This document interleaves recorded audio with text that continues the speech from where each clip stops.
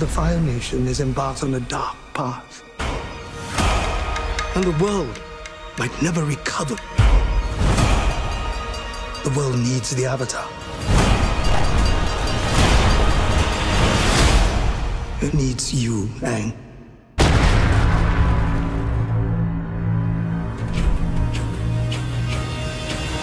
The trailer for Netflix's live-action adaptation of one of the best cartoons of all time just dropped, and it set the internet on fire.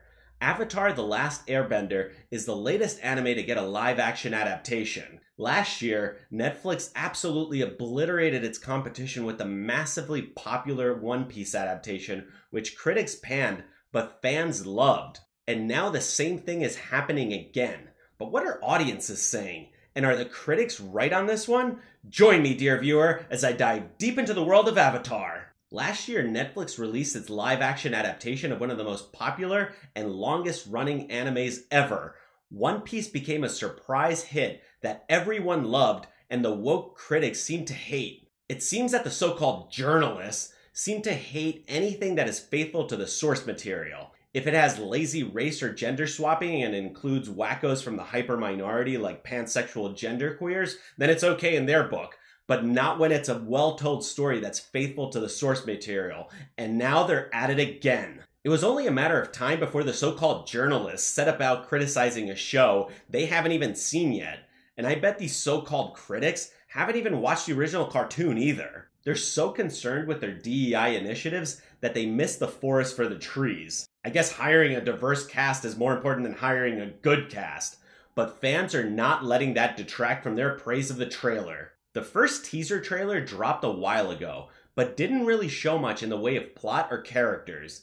In this newest drop, you get to see a whole lot more of the adaptation.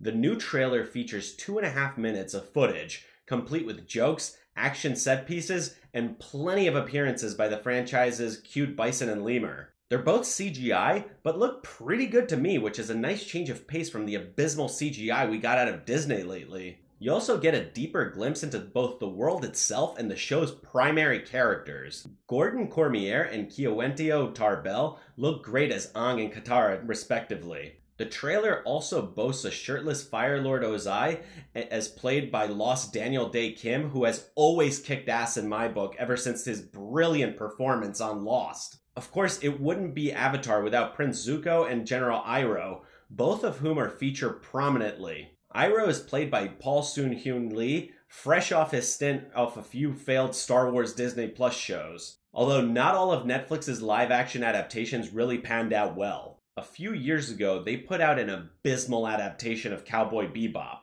As a huge fan of the original anime, I was wildly disappointed. While I watched a bit of the original Avatar, I'm hardly an expert in the intricacies of the show. But what I can say is that the footage from the trailer seems to have captured the general look and feel of the original Nickelodeon show. There's a fair amount to say about Avatar: The Last Airbender's plot, but Netflix's official synopsis is the best place to start. Water, earth, fire, air, the lengthy plot reveal states. The four nations once lived in harmony with the Avatar, master of all four elements, keeping the peace between them. But everything changed when the Fire Nation attacked and wiped out the air nomads, the first step taken by the firebenders towards conquering the world. With the current incarnation of the Avatar yet to emerge, the world has lost hope. But like a light in the darkness, hope springs forth when Aang, a young air nomad and the last of his kind, reawakens to take his rightful place as the next Avatar. Alongside his newfound friends Sokka and Katara, siblings and members of the Southern Water Tribe, Aang embarks on a fantastical, action-packed quest to save the world and fight back against the fearsome onslaught of Fire Lord Ozai. But with a driven Crown's Prince Zuko, determined to capture them, it won't be an easy task.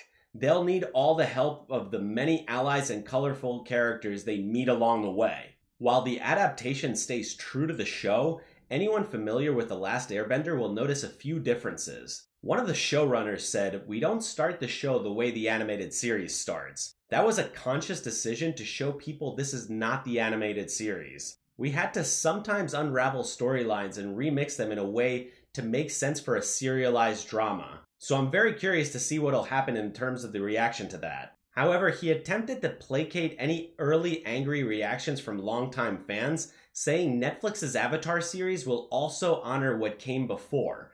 It ran the range of really nerdy little things that no one except for die-hard fans might wonder about. Questions about Katara's mom and Aang's parentage, to bigger picture stuff about how to translate what made the original so special into a live-action version, he added. This is Avatar The Last Airbender. It is our version of Avatar The Last Airbender. That was kinda good to hear.